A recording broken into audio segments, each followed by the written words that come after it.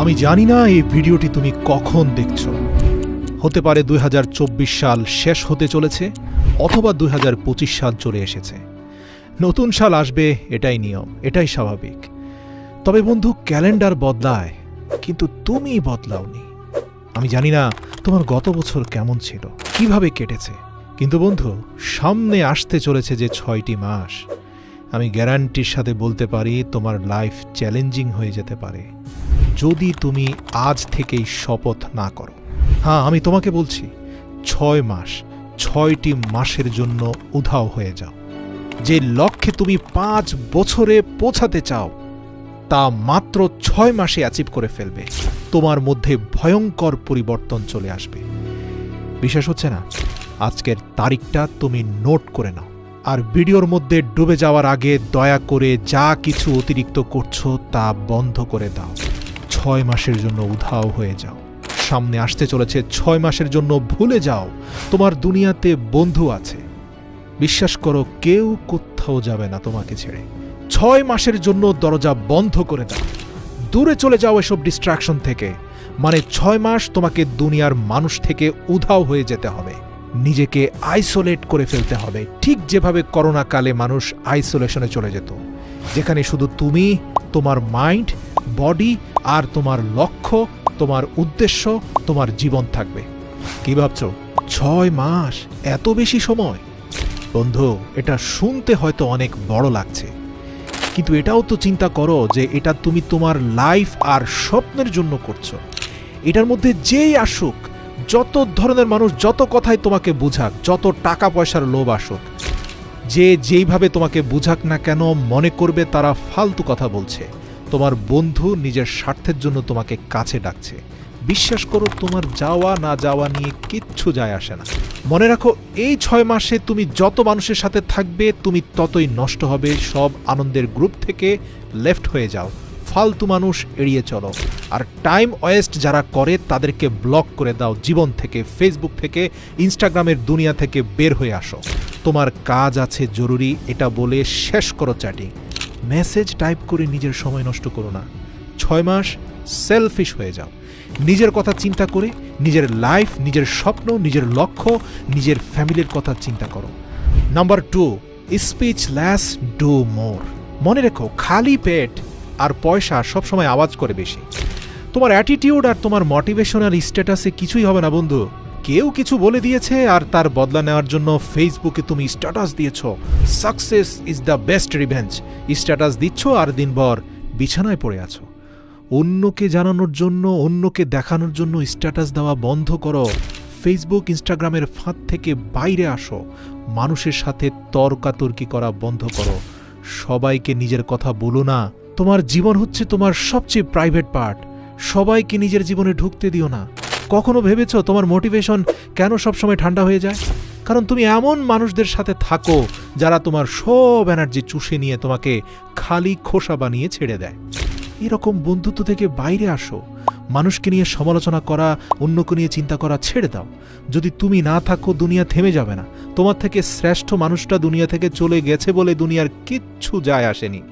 তোমার না থাকা নিয়েও কিচ্ছু যায় আসে না। দুনিয়া যেভাবে চলছে সেভাবেই চলতে থাকবে। মরে যাওয়া মানুষকে মানুষ একদিনে ভুলে যায়। কি যায় আসে কে তোমাকে নিয়ে কি ভাবছে না ভাবছে?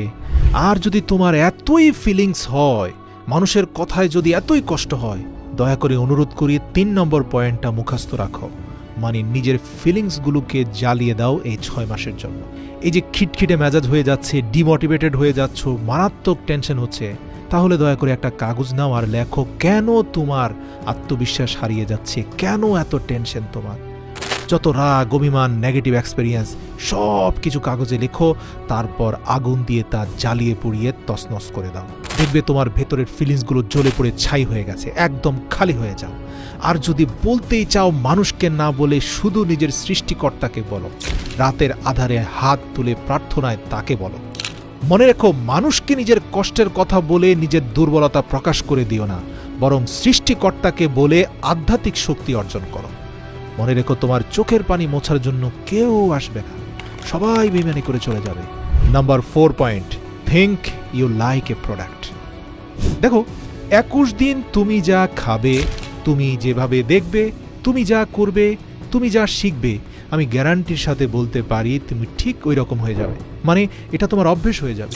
দেখো, লোহা 21 দিন চুম্বকের সাথে থাকলে চুম্বকের মতো হয়ে যায়, কিন্তু আবার কিছুদিন দূরে থাকলে সে আবার লোহা হয়ে যায়, মানে যেমনটা ছিল তেমন হয়ে যায়। মনে রাখবে, তুমি হচ্ছ তোমার হ্যাবিটের গোলাম, তোমার অভ্যেসের দাস। তোমার হ্যাবিট নিশ্চিত করবে তোমার সাকসেস। নিজেকে একটা প্রোডাক্টের মতো ভাবো। এটা চিন্তা করো যে যদি কোনো গাড়িতে খারাপ তেল যায় তাহলে সে গাড়ি কতদিন চলতে পারে। তুমি তোমার ব্রেনকে যত ভালো জিনিস দেবে তত ভালো ডিসিশন নিতে পারবে তোমার ব্রেন। তোমার হাতে থাকা মোবাইলটাও তো আপডেট নেয় বন্ধু, তাহলে তুমি কেন নিজেকে আপডেট করছো না? কেন নিজের মাইন্ডকে খারাপ অশ্লীল ভিডিওতে ডুবিয়ে রেখেছ? কেন ইনস্টাগ্রাম, নেটফ্লিক্স আর নাটক সিনেমার জগতে তুমি ডুব দিয়েছ? এসব বন্ধ করো আর নিজের মাইন্ডকে 100 ভাগ ফ্রেশ করে ফেলো। হ্যাঁ, ওই যে বলছিলাম, মেজাজ খারাপ হয়ে যায়, মাথা ব্যথা করে, লক্ষ্য এবং উদ্দেশ্যের দিকে ফোকাস করতে পারছো না, মনোযোগ দিতে পারছো না। এর কারণ কি জানো? তোমার শরীরকে তুমি ভালো খাবার দিচ্ছ না, যত সব জাঙ্ক ফুড, অস্বাস্থ্যকর খাবার তুমি খাচ্ছ। মনে রেখো, খারাপ তেলে যেমন গাড়ি নষ্ট হয়, খারাপ খাদ্যে তোমার শরীর, তোমার মস্তিষ্কের ক্ষমতা নষ্ট হয়। বিশ্বাস করো, মনোযোগ দিতে না পারলে প্রতি সপ্তাহে 4 দিন রুটি খাওয়ার বদলে কাঁচা বাদাম খাও। এই কাঁচা বাদামের ওমেগা 3 ফ্যাটি অ্যাসিড তোমার ব্রেনের শক্তিকে বাড়ায় কিনা, তোমার মনোযোগের ক্ষমতাকে শক্তিশালী করে কিনা, হাতে নাতে প্রমাণ পেয়ে আমাকে বলো। শরীর মোটা হয়ে গেলে জিমে চলে যাও, ধীরে ধীরে নিজেকে প্রস্তুত করো। আচ্ছা, তুমি লাইফে কিছু করতে চাও আর সেটা করার জন্য তোমার এনার্জি থাকতে হবে। তোমার শরীরে যদি এত চর্বি থাকে আর যদি তুমি এত দুর্বল হয়ে যাও, তাহলে তুমি সফলতার ধাপগুলো পার হবে কিভাবে? আসছে 6 মাস, নিজেকে পাল্টে ফেলো। খাদ্য অভ্যাস চেঞ্জ করো, বডিকে ভালো কিছু দাও। স্বাদের জন্য খেও না, জীবন্ত খাবার খাও, জীবনকে ভালোবেসে খাও। জিমে যাও, টেস্টোস্টেরন বাড়াও। অনেক বেশি মাসেল হবে, অনেক বেশি টেস্টোস্টেরন বাড়বে। হাই টেস্টোস্টেরন মানে হাই এনার্জি, মোটিভেটেড ফিল করবে টেস্টোস্টেরনের কারণে। তোমার মাইন্ড মানে তোমার ভেতরের জেনারেটর ভালো কাজ করবে, মনে হবে যেন তুমি আকাশে উঠছ। এবার যখন নিজের শরীরকে প্রস্তুত করে ফেলেছ, নোট পেপার নিয়ে লিখে ফেলো তোমার যা যা লক্ষ্য, তোমার সকল স্বপ্ন লিখে ফেলো। 1 বছর কি করতে চাও আলাদা লিখো, 6 মাসে কি করতে চাও আলাদা লিখো, 1 মাস, 1 সপ্তাহ, এমনকি দৈনিক কি করতে চাও তাও লেখো। মনে রেখো, নিজের গোলকে যত ছোট করে অ্যাচিভ করবে তত তাড়াতাড়ি তা অ্যাচিভ হয়ে যাবে। আর যত বেশি অ্যাচিভমেন্ট হবে, তোমার আত্মবিশ্বাসের শক্তি তত তীব্র এবং শক্তিশালী হবে। আচ্ছা, ধরো তুমি ফেসবুকে 10 লক্ষ টাকার পণ্য বিক্রি করতে চাও। তার জন্য তোমাকে ডিজিটাল মার্কেটিং শিখতে হবে, প্রপার গাইডলাইন মেনটেন করে চলতে হবে। একদিনে তো সম্ভব নয়, তার জন্য তোমাকে পরিশ্রম করতে হবে, ডিসিপ্লিন মেনতে হবে, প্রপার ট্রেনিংয়ের দরকার হবে। এরপরে তোমার গোলে স্ট্রাইক করতে হবে। মোটিভেশন দেখে কিচ্ছু হবে না। 6 মাস পরিশ্রম করার জন্য ভেতর থেকে মোটিভেশন আসতে হবে। তোমার উদ্দেশ্য ক্লিয়ার হতে হবে। তুমি সাকসেসফুল কেন হতে চাও? প্রশ্ন করো তো। তোমার পারিবারিক অবস্থা চেঞ্জ করতে চাও, নাকি গরিব হয়ে বাঁচতে চাও না, না তোমার ভালো হেলথ চাও? কিসের জন্য চাও তুমি সফল হতে? তা কমেন্ট করে এই ভিডিওর নিচে বলো। এই ভিডিওতে করা কমেন্টকে আমি তোমার শপথ বাক্য হিসাবে ধরে নেব। যেভাবে একটা ক্ষুধার্ত ঈগলের ফোকাস শুধুমাত্র তার খাবারের দিকে থাকে, সেভাবে তুমি তোমার লক্ষ্যের দিকে ভয়ঙ্কর ফোকাস দাও। কাজ শুরু করার আগে তোমার ফোন বন্ধ করে নাও। একই সময় একই কাজ করো, না হয় অনেক কাজের মধ্যে তুমি ঝুলে থাকবে। খাবার খাচ্ছ, মনোযোগ দিয়ে খাবার খাও, প্রয়োজনের থেকে বেশি পরিমাণে চিবিয়ে খাও। জিম করছো, তাহলে শুধু জিমটাই করো, পুরো ফোকাস জিমে দাও।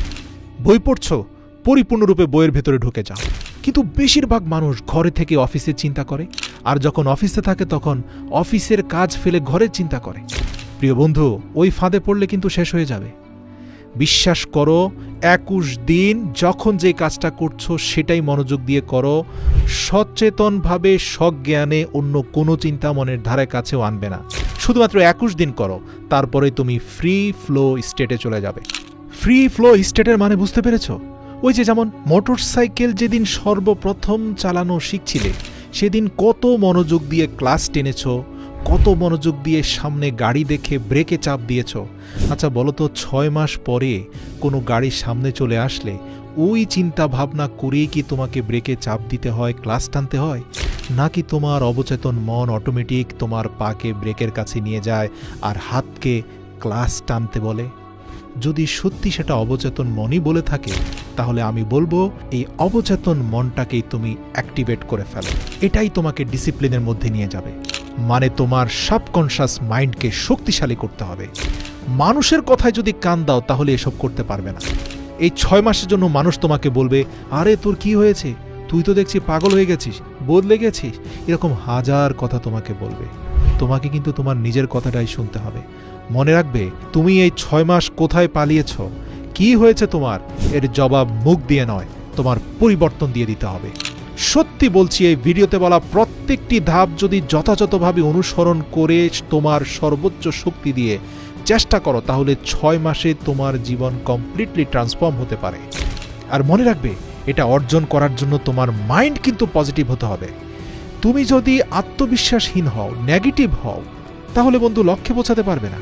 প্রতিটা স্তর স্টেপ বাই স্টেপ বলার পরেও যদি তুমি না পারো, তাহলে আর কিছুই করার থাকবে না। কমেন্টে লিখো তোমার শপথ বাক্য, কেন তুমি নিখোঁজ হচ্ছ 6 মাসের জন্য। সযত্নে থেকে যাবে এই কমেন্ট। 6 মাস পরে এসে দেখে যেও তুমি কি শপথ বাক্য উচ্চারণ করেছিলে এখানে।